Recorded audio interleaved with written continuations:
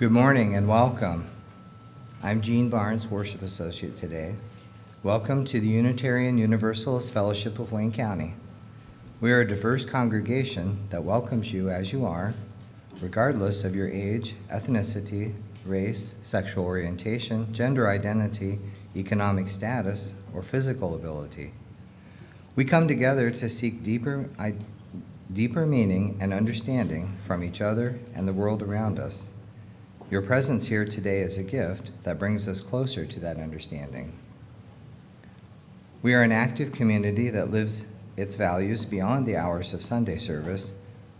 I would call your attention to the following. We're opening our doors to the community next weekend.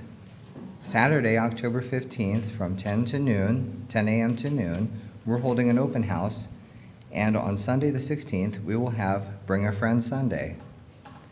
There are flyers and postcards in the lobby that you can share or send to your friends, neighbors, and anyone that you think would enjoy checking out our fellowship. Please help us spread the word. Today is our monthly Coffee with the Minister for anyone relatively new to our fellowship. Grab a cup of coffee, come join Reverend Walter about 15 minutes after the service is in his office. Simply chat and get to know the fellowship better. The landscape working day that was scheduled for today was canceled. If you'd like to find out more about our activities, feel free to ask Karen Skubik, our membership coordinator. Karen's right over there.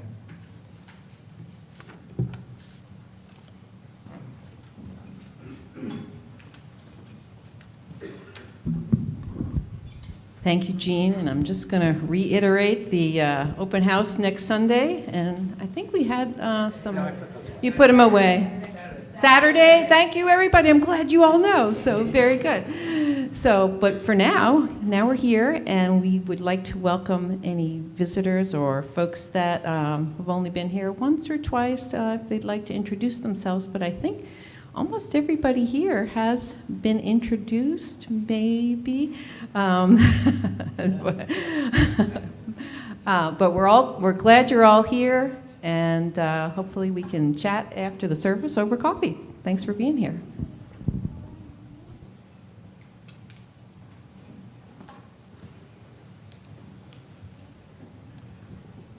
As you know, part of the lifeblood of our congregation is committee work. Everybody loves to be on a committee. And I'd like to have the opportunity over the next few Sundays to talk about all the different committees. Gail, come up to the pulpit. You're familiar with it. Don't need to be over there. It scares me. I know. Didn't she do a great job last week? Yeah. Gail, why don't you tell us about how wonderful it is to work with the facilities team? Well, we spent 3 years putting this building together, planning it, drawing it, redrawing it, doing a capital campaign, and then we watched it being built for a year, and we finally got in here in March. And we want to keep this building just as beautiful as it is right now, and that takes work. And so we have a newly regenerated facilities committee, which I chair, and I volunteered to chair this for the next couple years simply because I watched every piece of wood go up in here, and every piece of drywall, and every color of paint that went on the wall. Anyway, the people that sit on my committee are, if you would stand, Tom Gross, and we have Juan Gross, Mike Nussbaum, Jay Clemmy, wherever he is, he's always gone. Okay. Anyway, we invite any of you who want to help with maintaining touch-up painting as need be. If you have an aptitude for fixing some things, I'll be out on a table in the front lobby for a bit after the service, and I would very much like to talk with you and be able to call you even as an ad hoc member, which actually Jeff Gokenauer is. If we have anything needs to be painted that's really tall, he does that. But if you would like to help in any way, please come and see me. And let me get your information, contact information. We'll put you on the list, and we will go from there. Again, we encourage anybody who would like to join this committee to come and talk to me. Thank you.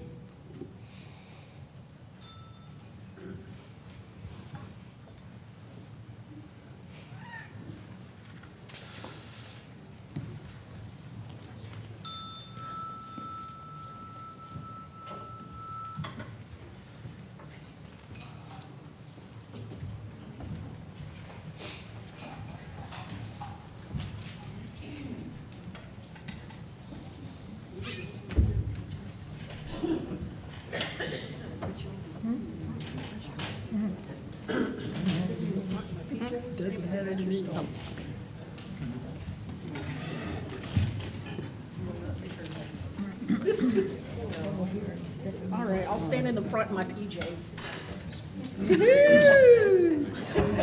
Yeah. Like them. They match your shirt.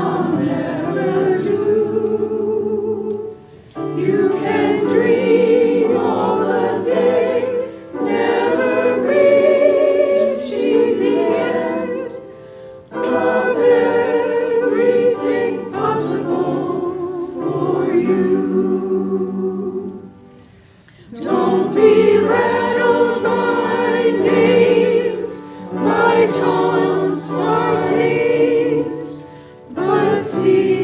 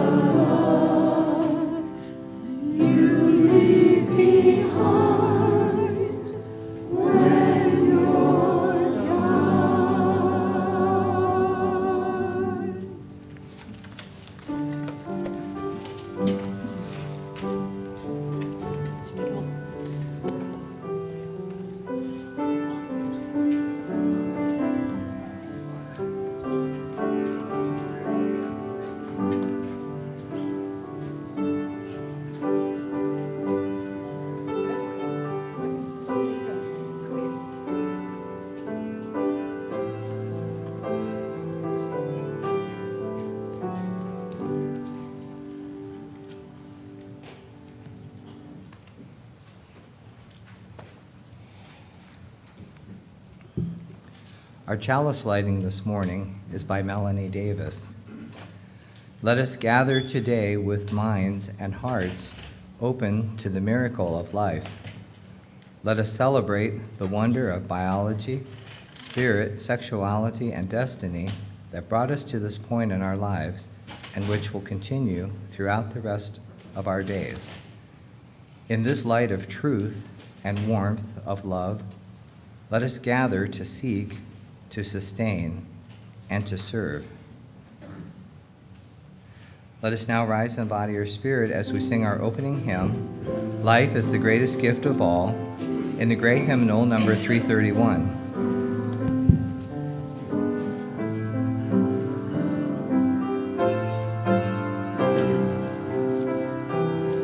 Life is the greatest gift of all, the riches on this earth. Life and its creatures, great and small, of high and lowly birth. So treasure it and measure it with deeds of shining worth. Mine is the brightest gift of all, its thought no barrier mars. It seeks creation's hidden plan, its quest surmounts all bars. It brings the wind, it shakes the storm, it wakes the outmost stars. We are of life, its shining gift, the measure of all things. Up from the dust our temples lift, our vision soars on wings. For seed and root, for flower and fruit, our grateful spirit sings.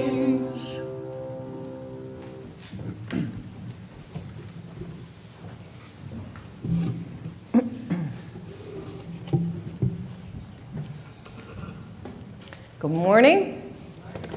I'm Jenny Papp. I'm the Director of Religious Exploration in this congregation. And it is PJ Sunday, so I have my PJs on, just so you know.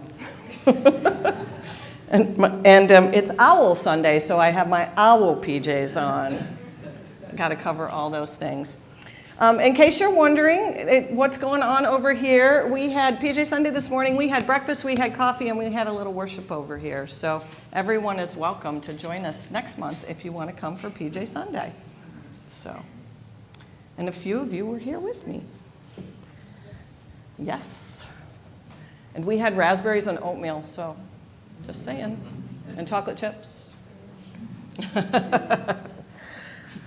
So I have a story today that is called The Great Big Hug.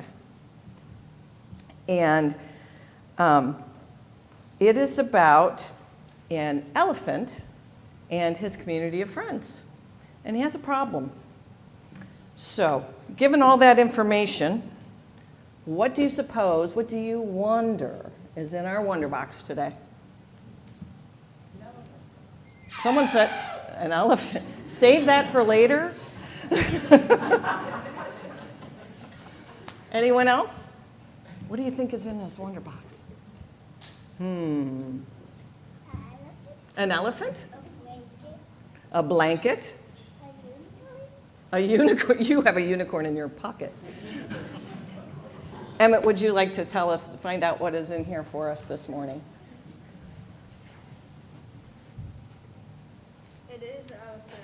It's an elephant. All right. Let's see. Show everyone. Okay, so you're telling the story now with the elephant. Well, our story is called, again, like I said, it's called A Great Big Hug, and it is about an elephant. Elephants, is this like a normal size of an elephant? No. How big is an elephant? Can somebody show me? Like, yeah, like it would take up a good portion of our space here, right? Okay. So this story begins with elephant and meerkat. So if elephant is this big, how big is meerkat? This high. Okay. Meerkats are normally pretty long and short. Long and short. Okay. Yeah. And when they stand up, are they the ones that stand up? Yeah. Yeah. Okay. Anyways. So elephant and meerkat, and they love each other very, very much. They make each other laugh, and they love to play together. When elephant had to get his vaccine, meerkat comforted him. They just help take care of each other all the time. And elephant never laughs when meerkat snores. He snores pretty loud for a meerkat. What do you think a meerkat snoring sounds like? Go for it.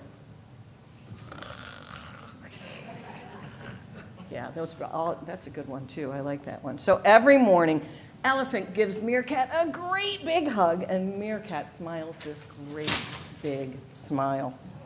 But one day, meerkat did not smile. Elephant gave meerkat a great big hug, and meerkat went, ouch! Well, both elephant and meerkat felt a little confused by that. Elephant gave meerkat another great big hug, and again, meerkat said, ouch! And they both really kind of felt upset. Then elephant looked over, and he was near the watering hole, and he looked and realized that he had gotten pretty big. And he said, wow, I didn't realize how large I'd gotten. I'm so big that my hugs hurt, meerkat. Maybe I've become too big to have such a little friend. And he was really sad, so he went off into the forest to find a bigger friend. Soon, elephant saw sloth. Is sloth bigger than a meerkat? No. A little bit, maybe. Depends on the meerkat, but depends. But a little bit bigger. And so he saw sloths are very slow, just like that, exactly. So he said, sloth, let's wrestle. And he tackled sloth. And sloth said, you need to stop. Slow down, elephant. I don't want to wrestle. Well, elephant was really confused once again. He says, stop being so boring. I'm just trying to have fun with you. We wrestled last week, so I know that you love wrestling. I am busy getting ready to complete a great big run. But you went running yesterday. And I refuse to give up halfway through. It's taking him a long time because he's really slow. That's impossible. No one runs that slowly. Sloth says, I do. And the elephant says, well, sloth must not want to play with me because sloth must be afraid of getting squished. He must not be a big enough friend for me. I need to go find an even bigger friend. So soon, sloth saw ostrich. Somebody stand up and show me what an ostrich looks like. Tall, very tall, with a big neck, right? Yeah, they're very tall. Oh, ostrich is definitely big enough for me to play with without hurting them. He says, There's a movie where there's an ostrich. In the movie, it was called Adam's Family. Adam's Family had an ostrich? Cool. I'll have to look for that one. Thank you. So he said, ostrich, guess what? It's tickle time! And ostrich backed off. What do ostriches do when they want to hide?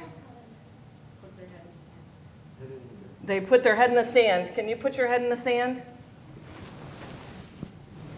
Yeah, ostrich is hiding with their head in the sand. Even a great big animal like ostrich does not want to play with me. Maybe no one will ever want to play with me again. That's a big mess. So if you can believe it, Elephant said, I'm going to get on an iceberg and float out to sea. I don't know where he found an iceberg, but he is the famous Arctic, sorry, my microphone is falling down. The famous Arctic elephant. So he was feeling very sad. He says, my heart is really heavy. None of my friends love me anymore. They don't even like me. I'm just too big to have friends. I'm going to live the rest of my life alone on an iceberg.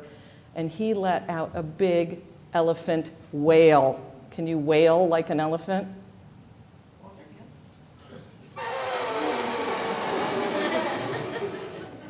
Who called my name? Said the big blue whale. Shh, I'm playing hide and seek with Seagull. Hooray, I finally found someone bigger than me. There is no way I can hurt big blue whale. No way, right? He reached out to big blue whale and he gave him a big hug.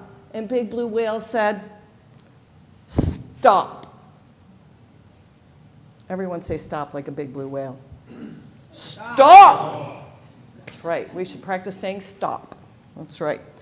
Elephant was really upset. Oh my gosh. It just can't get any worse. Distraught was the word. He was distraught. Very upset. Whale's the biggest animal of all, and he won't even play with me. Doesn't even like me. Oh, that's not true, said the blue whale. I just don't like hugs. How about a high five? Let's give a blue whale high five. High five? High five? Blue whale high five? That's what blue whale wants to do. So everybody give your neighbor a high five. First ask your neighbor if they would like a high five. Would you like a high five? No, thank you. Okay. All right. Elephant thought about what blue whale said, and he said, well, I like hugs and I like wrestling, and blue whale likes high fives and hide and seek. I wonder what ostrich likes. Or sloth.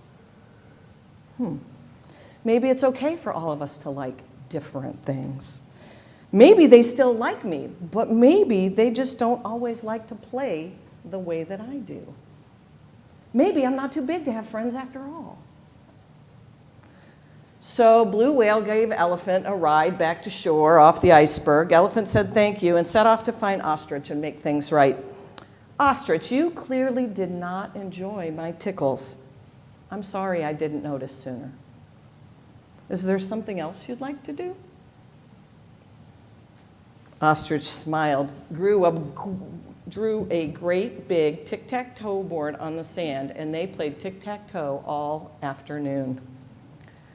Then elephant set off when they were finished to go find sloth. Sloth, I realized that just because you wanted to wrestle with me yesterday doesn't mean that you want to wrestle with me today.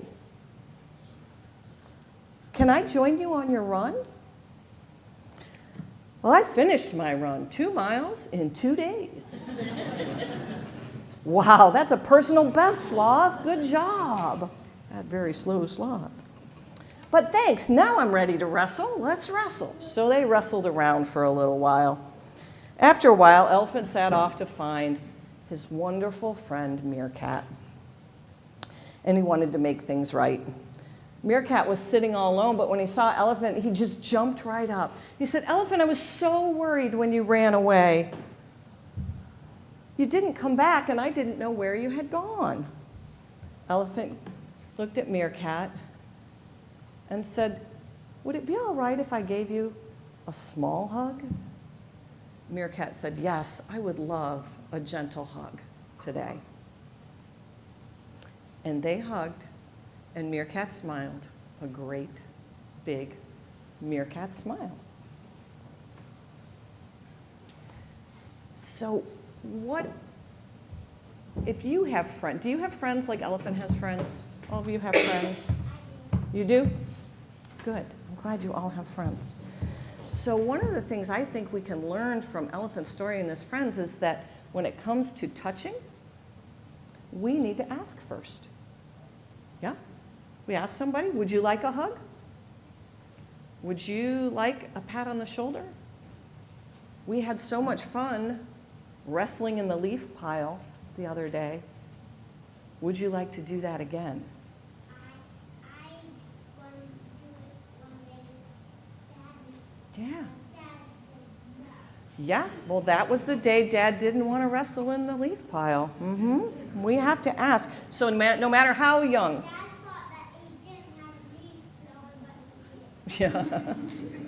He had a bad Thank you for sharing.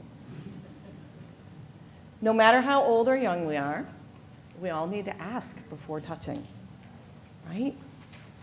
If we want to be touched, it's okay to ask someone for a hug too. And if they say no, that's all right, right? Maybe, I always like the idea of what can we find that we both like to do, like the high five. Because it doesn't mean they don't love you. It doesn't mean they don't care for you. It just means that today they might not want you to touch them. So that's all right. Important thing is everybody is comfortable, right? Everybody gets to say stop. Everybody gets to have their own, we call that body autonomy. Has anybody heard that before? Body autonomy, it's a big one. But that just means you get to say stop. I don't want to be touched today. Okay? Any other thoughts on that? Anybody? Do you think you could do that and tell somebody that? Think you can remember to ask? All right. Thank you for sharing this with me today. We are going to sing you out to your religious exploration gatherings right this way. And you'll go out that way, out that big door down there. Thank you.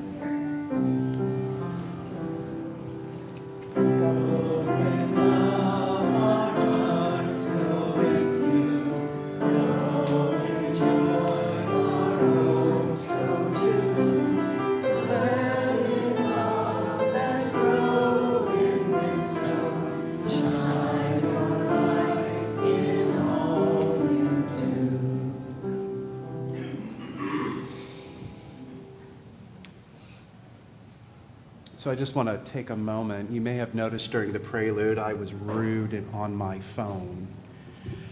I have these moments, Sharon, where I say, I know I've heard that song before.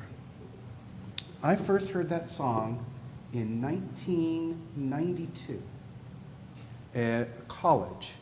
There was an a cappella group called the Flirtations. Anyone familiar with them? Yeah, you and I saw it together, Wendy. If you remember 1992, AIDS was just kind of at its peak, and the Flirtations was an all-gay a cappella group, and they were coming to our campus. The big deal was the only place that was acoustically perfect for them was the chapel, and they did not want to go into the chapel. And the minister basically came out and said, "You are so welcome here as your full self. Do not ever think you would not be welcome here for who you love." And we got to see them do that song. And I found out Fred Small, who wrote that song, guess what they do now? They're a Unitarian Universalist minister. And of course, Jenny knows this. And I want us to take that feeling into our moment of prayer.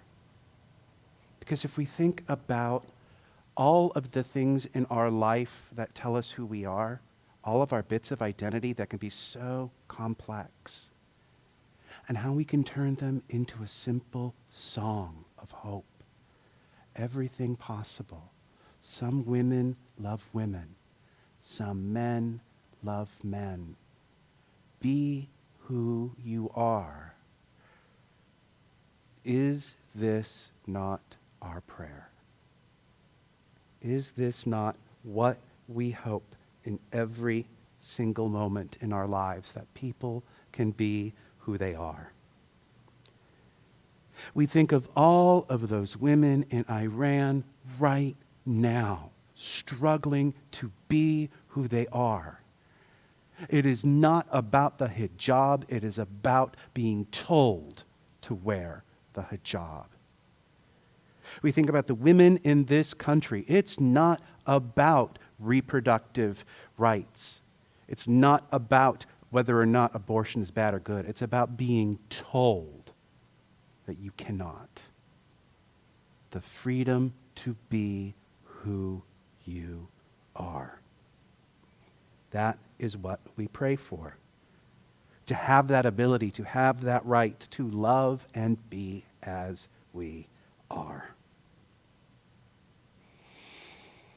And let us not forget that in these moments where we fight to love and be who we are, we have time to celebrate who we can love and be with. Phil and Laura are happy to announce that their son, Benjamin, got married on the 24th and gets to be who he gets to be with. It is wonderful to celebrate the coming together. It is wonderful to celebrate the new possibilities of love and relationships. May we always hold them forward. May we realize how they run through our lives in the smallest of moments. And may we always cherish them. May it be so. Blessed be.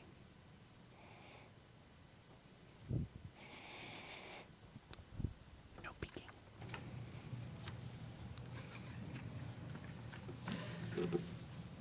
We as Unitarian Universalists are a people who show up. Whether it be at a protest on the street or a visit to a friend in need, we are there for those who need us. This includes showing up for our own community. The donations collected ensure that our community is able to consistently show up for those around us. All donations collected today that are not marked for other purposes will be split with Planned Parenthood. We thank you for showing up however you can for this community. The offering will now be collected and gratefully received.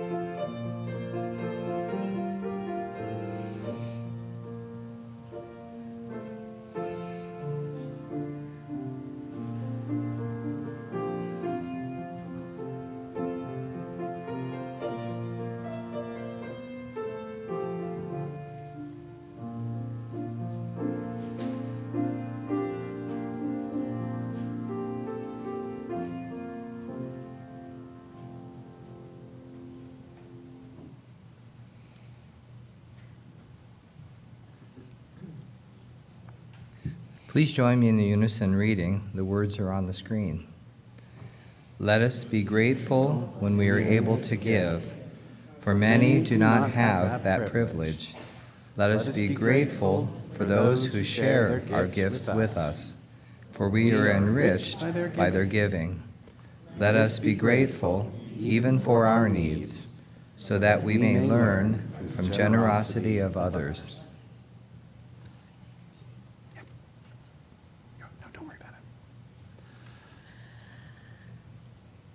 This morning, our service is focusing on O.W.L, and I did invite John Sprunger to share a reflection with us. John has been involved in Our Whole Lives programming for 20-some years.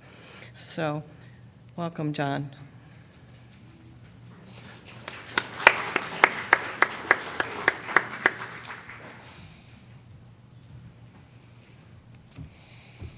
Good morning.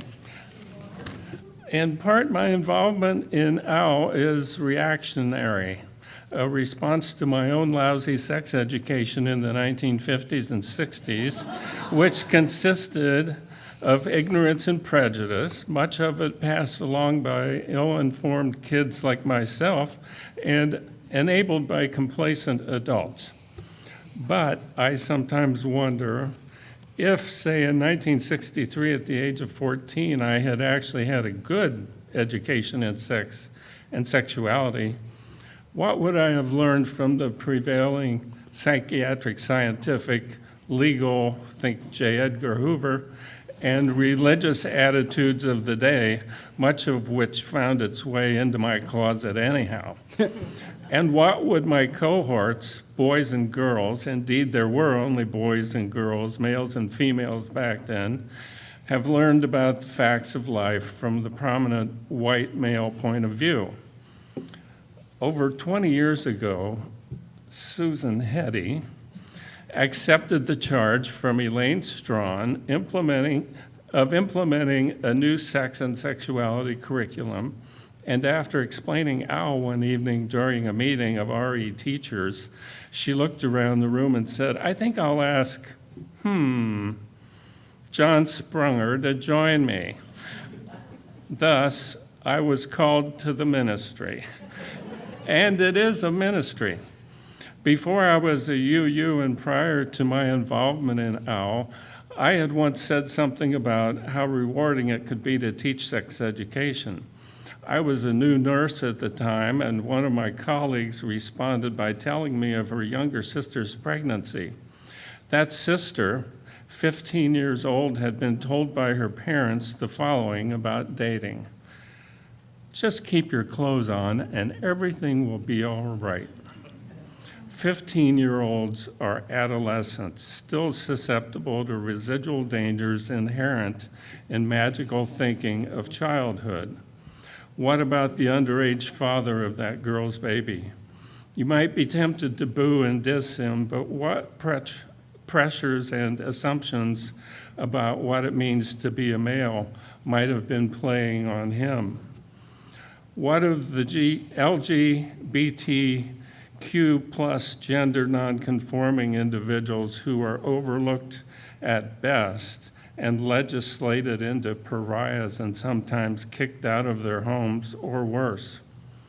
To me, it seems grossly unfair to leave unchallenged the pressures placed on youth by disreputable individuals and a society hell-bent on using sex to sell and denigrate and exploit and control. Young people especially need a safe environment in which to creatively and intellectually and joyously explore and process age-appropriate, values-based sexual information. Some parents do a good job of providing that safe space. Others seek augmentation from programs like O.W.L. O.W.L is built upon the basic fact that humans are sexual beings with inherent worth and dignity. I like to think that my participation in O.W.L contributes to the work of sexual equality and justice. It really is a ministry.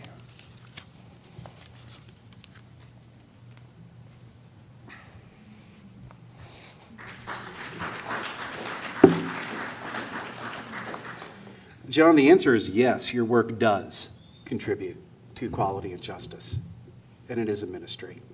Thank you for your 25 plus years. You're not out of the woods yet. So y'all know the joke about Unitarian Universalists, right? Which one? That if you have 10 UUs in a room, you have 12 opinions. At least, right? UUs are known for being all over the place, all having different opinions, but I know one opinion every UU agrees on, and I'm willing to put money on this. We love O.W.L. We think O.W.L is the best. For those 3 people in here who don't know what O.W.L is, or for many of us who maybe have heard of it, but never got much of experience with it, OWL stands for Our Whole Lives, O.W.L. And it is a thoroughly comprehensive lifespan sexuality education curricula. And when I say lifespan, I mean we have OWL classes available that we teach starting from kindergarten, and it goes all the way up to AARP level, right? And by comprehensive, yeah, I'm going to get to that. I can't even begin to tell you what we mean by comprehensive, but suffice it to say, it's a program that is very, very popular with Unitarian Universalists. And for me, I find that to be very ironic, completely ironic. And let me tell you why. How many of you believe religious institutions should teach sex ed, knowing what other religious institutions are out there? How many of you have been in a religious institution that was not Unitarian Universalism and got sex ed training from said religious institution, whether it was in a parochial school or the church itself? And my question to that is, how'd that work out for you? That we are not going to, about to say, I did some with the Catholic Church, I did some with the Lutheran Church, and did you get your questions answered? Did you get to hear about all of the reliable forms of birth control? No. Did it help lessen the shame about your ever-changing body? No. Did you leave with more questions than you came in with? Right? Historically, religious institutions are not really reliable when it comes to sexual education. Why? What are they really teaching in sex ed? What they are really teaching is that adolescents should not be engaging in sex. They are teaching you what not to do. They are teaching you other things that you don't need. You don't get to hear about the STIs. You don't get to hear about your changing bodies.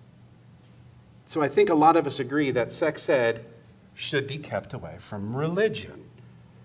But we're the exception. We love OWL. How many of you have children that have gone through OWL or are going through OWL? Okay? Keep your hands up. How many of you are OWL facilitators or have done OWL facilitation as well? All right, very good. All right, last one. How many of you know about OWL and have bragged about OWL to non-UUs? Yeah, we don't just love OWL, folks. We're smug about OWL, right? We brag about it. Do you know how many times I have heard parents say, and have been the parent who has said, you know, ever since my kid took OWL, they're the go-to person in their friend group when it comes to all of the sex questions. They're the one that their friends go to, right? Or how many times I've heard, do you know kids who take OWL are less likely to engage in risky sexual behavior, right? We hear that one a lot. You know what my favorite OWL fact is? Kids who take OWL are more prepared for relationships. Amen. Right? 8th grade me would have loved a little bit of a relationship advice. Right? I had no idea.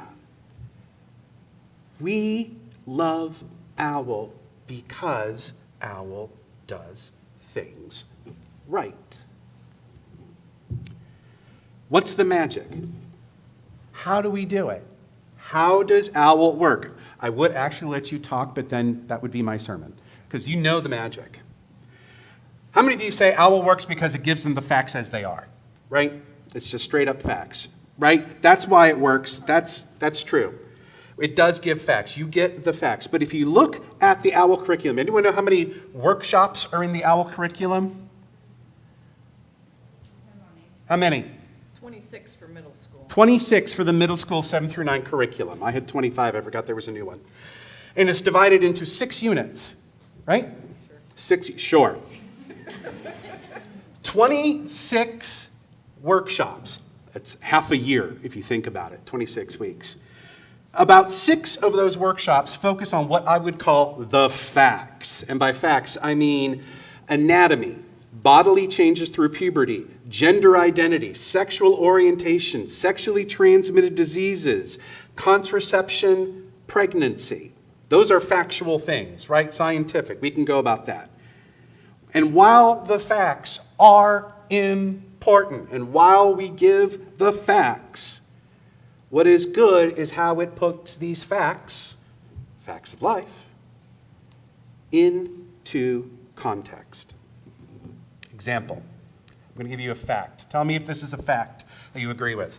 There are different sexual orientations. Fact. Fact. How many of us were taught the fact that there were different sexual orientations? Even in my, religious upbringing, I was told there were different sexual orientations, but I was told a lot about those orientations that I wouldn't say I agree with anymore, right? I was told that there was a correct orientation, and I was told that there was a wrong orientation. I was told that one orientation was a lifestyle choice, right? And I was told there were 2 orientations. I was not told about bisexuality, and I never heard the term pansexual. Anyone heard that term before? I'm not going to go into breaking out what pansexual is.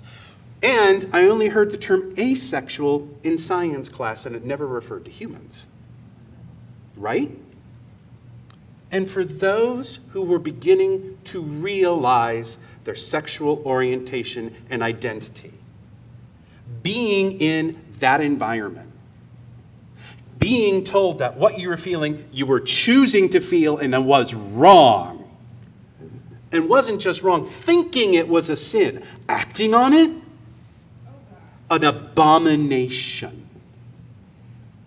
How that must feel to a 14-year-old. There was a fact that was taught there. There are different sexual orientations, but it's context. O.W.L teaches the same fact. There are different sexual orientations, but it's the context that matters. Chris, can you bring up the slide? When we talk about sexual orientations, this is how they are brought into context in this O.W.L curriculum. Number 1, what is the first one? All sexual orientations are valid and healthy. Not both, all. Homophobia and biphobia exist, right? How does that feel if you're young and you're starting to realize that you might be queer in hearing some of these words, right? Heterosexism exists, not heterosexuality, but that we live in a world that favors heterosexuality. I love number 5, ignorance is a problem. Why is this just in O.W.L? Ignorance is a problem everywhere. Yes, in this context of sexual orientation, it's a problem. And that last one, individuals have a right to hold personal beliefs. You might not like the idea of homosexual sex. That's fine. That just means that's not for you.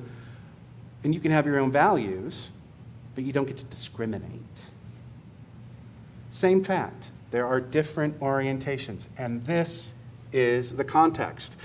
These are presented in a class, and then what happens in that class when they're presented? They talk about it. They have a discussion. The youth, the 7th through 9th graders, have a discussion. They go on these points. They enter in a dialogue with the teens about these, and it becomes very real and personal. Now, I want you to stop and think about that for a second. How many of you would love to have had these conversations when you were in 8th grade? Deep, real conversations, right? Sidebar, how many of you have tried to have deep, real conversations with an 8th grader? Yeah, teacher can do it. Did you go to school for that? You can have deep conversations with the middle schoolers, and on these subjects, you need a little extra training. Don't we do that? OWL facilitators have to take a training, and it's not a light training, but it's the training to help them. Susan's taken this training. You can tell she's dealt with this. And thank you. I've taken the training too. It's extremely valuable. Being able to help provide a safe environment for middle schoolers to talk about this stuff, to find ways to bring them out, and to help find ways to get the kids who are a little too talkative to yield the space. To bring that out, that training's important, right? You know what else really helps this happen? I got to borrow the curriculum to read over the past few days. The curriculum for this is this thick, right? I asked Jenny if I could borrow it, and it was like, boom, good luck. And this curriculum was not just written off on a weekend. This has been revised over and over and over and over again. Why? Because our values around sex and our education keeps growing. And one of the other things that makes these conversations happen, how many of you have had really deep, awkward conversations and then suddenly find yourself with a new best friend, right? Talking about the deep stuff makes relationships. Now, I want you to imagine talking about deep stuff with the same group of people every weekend for 9 months. How tight are you going to be? That's tight. Part of the reason OWL works is we build a community of trust. That's one of the reasons why we ask students who take it to try to make every single meeting, to make it a priority.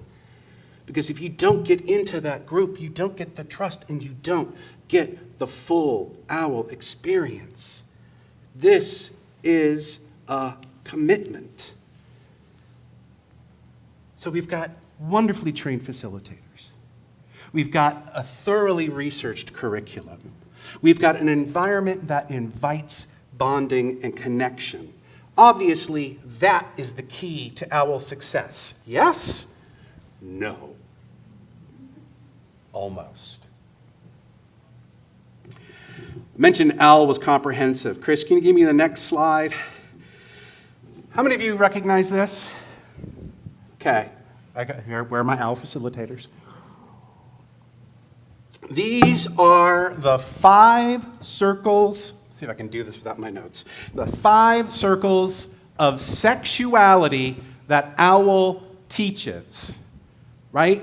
These run through all of the lessons. For those of you who the font might be a little small, right? We've got sensuality. Sensuality of the senses. Things that are seen, things that are touched, right? So some of this can be sexual in nature, right? But sometimes just a good fleece blanket is sensual, right? Intimacy. This isn't just the physical act. This talks about trust. This talks about reciprocity, vulnerability. This is relationship stuff, intimacy. This isn't just physical. This is our whole lives. Sexual identity, we talked a little bit about that. That's not just sexual orientation, that's gender identity, right? That idea that we talked earlier, John talked earlier about before we were told there were only 2 genders, and now we understand that there is a brighter, broader way of perceiving gender in this world. Sexual health and reproduction, there's our facts. But the good thing about sexual health and reproduction is we don't shy away from that A word anymore. We don't shy away from abortion. We talk about it because we need to know the facts about it. Sexualization. This is the one that I think we value the most. Talking about sex as it's perceived culturally. Sexualization, flirtation, body image. Also a sexualization, things like consent.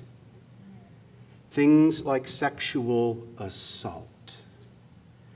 It's not all beautiful, bright stuff.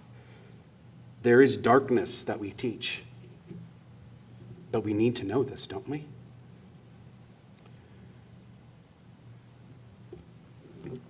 If this is in everything, that we do. And one of the things I don't like about this Venn diagram is a good Venn diagram, it should show you where all the overlaps are. All of these overlap with each other, right? Susan recognizes like, no, sexualization and sexual identity, they should have some linking. The reason why is because what is in the center of all of this is values.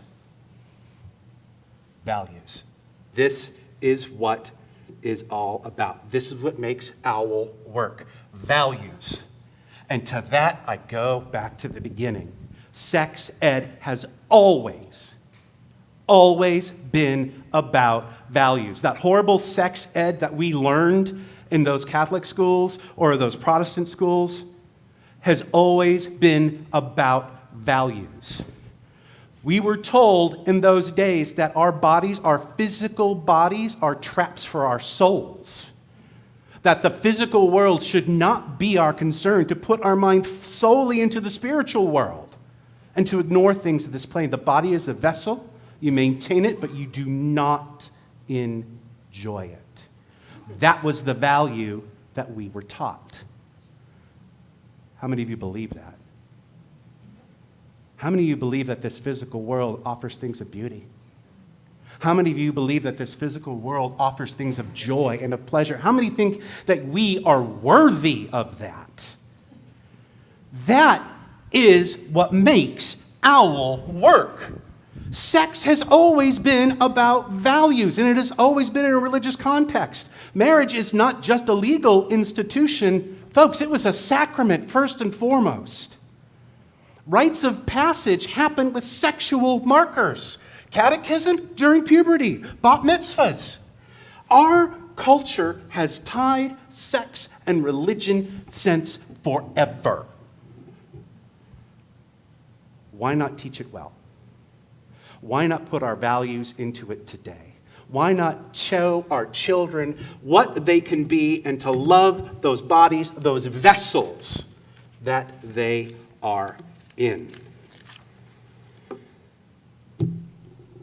What I love about the OWL curriculum is it's explicit on everything, and including the 4 values. The 4 values OWL talks about: self-worth, sexual health, responsibility, justice, and inclusivity. You know what?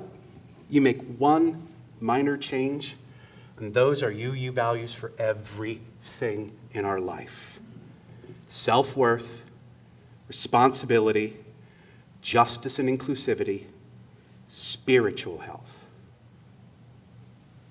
You want to know why OWL works? Because we hold the center. Because we put our values into everything. OWL is us living out our ideals. OWL is more than sex ed.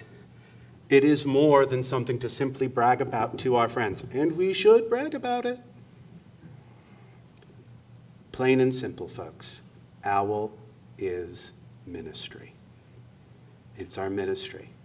Ministry to our youth, to our community, to the world. May it be so. May we sing. Our closing hymn is For All That Is Our Life, 128 in your gray hymnal. Please rise in body or spirit.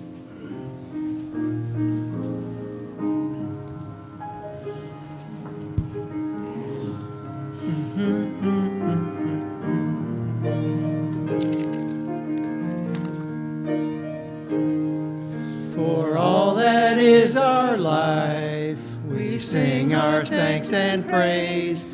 For all life is a gift, which we are called to use to build the common good and make our own days glad. For needs which others serve, for services we give, for work and its rewards, for hours of rest and love, we come with praise and thanks. for all that is our life. For sorrow we must bear, for failures, pain, and loss, for each new thing we learn, for fearful hours that pass, we come with praise and thanks. For all that is our life. For all that is our life, we sing our thanks and praise. For all life is a gift, which we are called to use to build the common good and make our own days glad.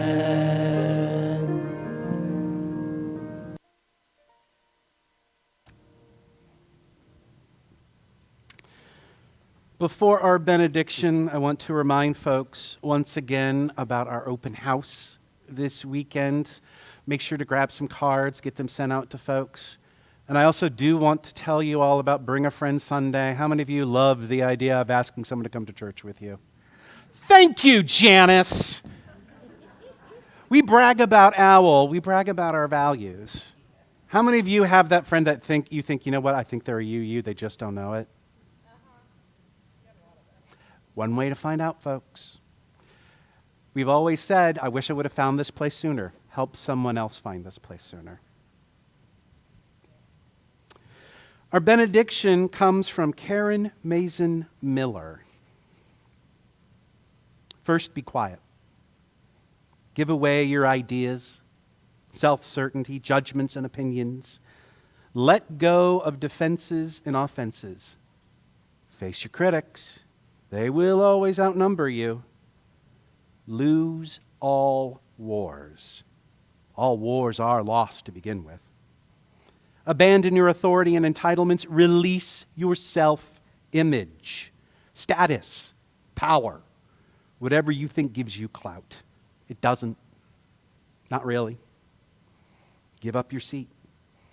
Be what you are. Unguarded. A victim of no one and nothing. Now that you are free, see what you are. Observe what is needed. Do good, quietly. If it's not done quietly, it's not good. Start over. Always start over. May it be so.